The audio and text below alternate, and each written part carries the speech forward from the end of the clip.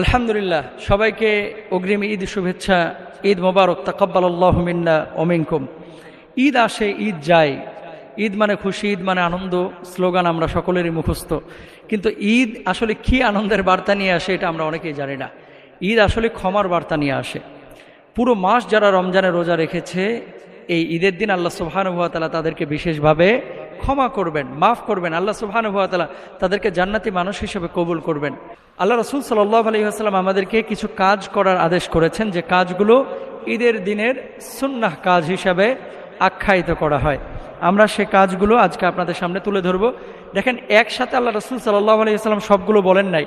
বিভিন্ন হাদিসের কিতাবে আল্লাহ রাসূল সাল্লাল্লাহু আলাইহি ওয়াসাল্লাম বলেছেন, যেগুলো উল্লেখ আছে, মুহাদ্দিসিনরা উল্লেখ করেছেন, আমরা সেগুলো তুলে ধরছি। 1 নাম্বার, ঈদের দিন খুব সকালে ঘুম থেকে জাগ্রত হবেন।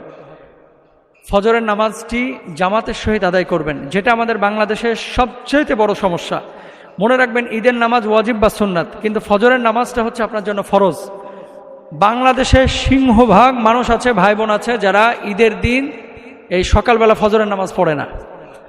অসংখ্য মানুষ এরকম পাবেন যারা সকালে ফজরের নামাজ পড়ে না। ঈদের দিন 7টার দিকে উঠে এরা গোসল করে, ভালো সাবান দিয়ে, সুগন্ধি সাবান দিয়ে গোসল করে, চোখে সুরমা, গায়ে আতর, বগলের নিচে একটা জায়নামাজ, এটা নিয়ে ঈদগাহে গিয়ে সবার সামনে হাজির। তো আপনি ফজরের নামাজ পড়লেন না, ফজরের নামাজ ছিল আপনার জন্য ফরজ। আপনি ঈদের ওয়াজিব বা সুন্নাত নামাজ পড়ার জন্য এত আগে আসেন, ফজরের নামাজ কেন পড়লেন না? যারা পড়ে আলহামদুলিল্লাহ, খুব ভালো। যারা পড়েন না, আল্লাহর ওয়াস্তে ফজরের নামাজ কেউ মিস করবেন না। আপনাদের কাছে রিকোয়েস্ট, একেবারে হাতটা জোর করে আমি বলছি, এ কাজ আপনারা কেউ করবেন না। যারা ফজরের নামাজ ঈদের দিন পড়েন না, এটা করবেন না। অবশ্যই ফজরের নামাজ ঈদের নামাজের চাইতে কোটি কোটি গুণ দামি। আবারও বলি, অবশ্যই ফজরের নামাজ ঈদের নামাজের চাইতে কোটি কোটি গুণ দামি। ফজরের নামাজ আপনারা পড়বেন ইনশাআল্লাহ। 2 নাম্বার, আল্লাহ রাসূল সাল্লাল্লাহু আলাইহি ওয়াসাল্লাম মেসওয়াক করেছেন। আপনারা সিওয়াক হাদিসের মধ্যে উল্লেখ আছে। সিওয়াক মানে হচ্ছে মেসওয়াক করা। এই ঈদের দিন বিশেষভাবে সকালবেলায় আপনারা যখন গোসল করবেন, গোসলের আগে, ওজোর আগে মেসওয়াক করে নেবেন। 3 নাম্বার, গোসল করবেন। ইবনে মাজা হাদিস নাম্বার 1315। এখানে আল্লাহ রাসূল সাল্লাল্লাহু আলাইহি ওয়াসাল্লাম ঈদের দিন গোসলের কথা উল্লেখ করেছেন। ঈদের দিন গোসল আপনারা করবেন। ঈদের দিন গোসল করলে সুন্নাহ আদায়ের সওয়াব আল্লাহ সুবহানাহু ওয়া তাআলা দিবেন। এখন কথা হচ্ছে, অনেকে মনে করেন যে এটা ফরজ গোসল কিনা। স্ত্রী মিলন অথবা স্বপ্নদোষ যদি না হয়, তাহলে তো আপনার গোসল ফরজ গোসল আসছে না, অথবা যদি পবিত্রতার গোসল না হয়। স্বাভাবিক যে গোসল, পবিত্রতার নিয়তে এই স্বাভাবিক গোসলটা আপনারা করবেন ইনশাআল্লাহ। 3 নাম্বার। 4 নাম্বার, শরীয়ত সম্মত সাজসজ্জা করবেন, যেগুলো শরীয়তে বৈধতা দিয়েছে। আপনি আতর লাগাইতে পারেন, চোখে সুরমা লাগাইতে পারেন, কিন্তু অনেক যুবকরা আছে এই ঈদের দিন সোনার আংটি পরেন, এটা করবেন না। সোনার চেন অনেক যুবকরা পরেন, এটা করবেন না, এটা আপনার জন্য হারাম। আমার মা বোনেরা অনেক সময় ভ্রু প্ল্যাগ করে, ভ্রু প্ল্যাগ। রাসূল আকরাম সাল্লাল্লাহু আলাইহি ওয়াসাল্লাম বলেছেন, লাআন আল্লাহুল ওয়াশিমাতি ওয়াল মুতানাম্মিসাত। আল্লাহ সুবহানাহু ওয়া তাআলা যেমন লানত করেছেন, আল্লাহর হাবিব সাল্লাল্লাহু আলাইহি ওয়াসাল্লামও লানত করেছেন যারা উল্কি উৎকীর্ণ করে। এই যে অনেক যুবকরা চাঁদ রাতে গিয়ে ট্যাটু অঙ্কন করে শরীরে, ট্যাটু। অনেক যুবকরা, অনেকে ভ্রু প্ল্যাগ করে, অনেকে শরীরের অবাঞ্ছিত লোম যেগুলো বগলের নিচে অথবা লজ্জাস্থানের মাঝে আছে, সেগুলো আপনি কর্তন করতে পারেন। কিন্তু ভ্রু প্ল্যাগ করা, উল্কি উৎকীর্ণ করা অথবা হাতে ট্যাটু অঙ্কন করা, এটা সম্পূর্ণ আপনার জন্য হারাম, হারাম, হারাম। এটা করবেন না। এ ধরনের সাজসজ্জা ঈদের দিনও আপনারা করবেন না, বৈধ সাজসজ্জা করবেন। 5 নম্বরে, সামর্থ্য অনুপাতে আপনারা উত্তম পোশাক পরিধান করবেন।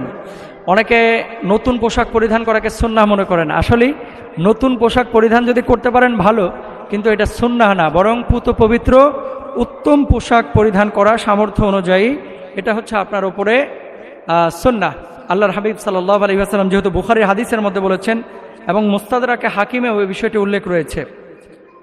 6 নাম্বার, সুগন্ধি ব্যবহার করবেন, আতর ব্যবহার করা, এটা মুস্তাদরাকে হাকিমের মধ্যে রয়েছে। আল্লাহ রাসূল সাল্লাল্লাহু আলাইহি ওয়াসাল্লাম সুগন্ধি ব্যবহার করেছেন। 7 নাম্বার, ঈদুল ফিতর।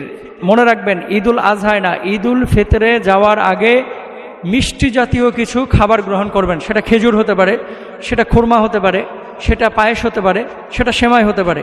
যে কোনো মিষ্টি জাতীয় খাবার আপনার গ্রহণ করে ঈদগাহে যাবেন।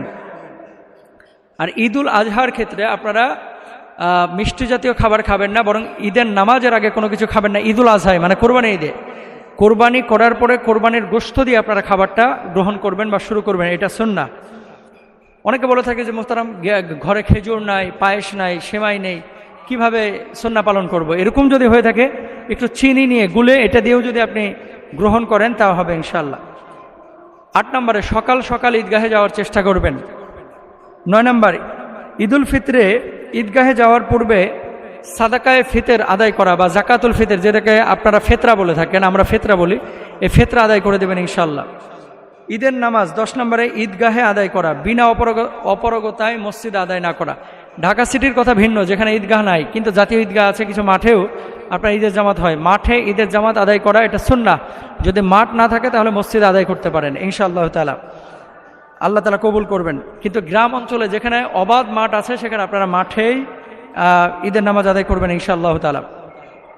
11 নম্বর, ঈদের দিন এক রাস্তা দিয়ে ঈদগাহে যাবেন অথবা ঈদের নামাজে যাবেন, আর এক রাস্তা দিয়ে ঈদগাহ থেকে ফিরবেন।